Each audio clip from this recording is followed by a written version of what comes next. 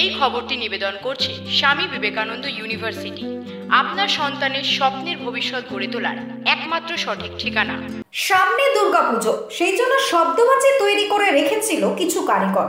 গোপন সূত্রে খবর পেয়ে গতকাল নিশ্চিন্তপুর বাজারে অভিযান চালালো কুলপি থানার পুলিশ।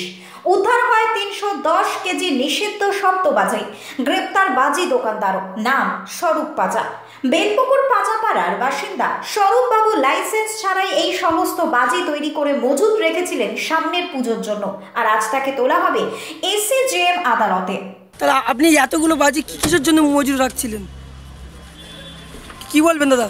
সামান্য না সামান্য, ও তো অনেক তো বাজি দাদা, সেই হিসাবে করা। কুলপি থেকে বাবলু প্রামাণিকের রিপোর্ট, নিউজ বঙ্গ time. St. Augustine's Day School, Barakpur.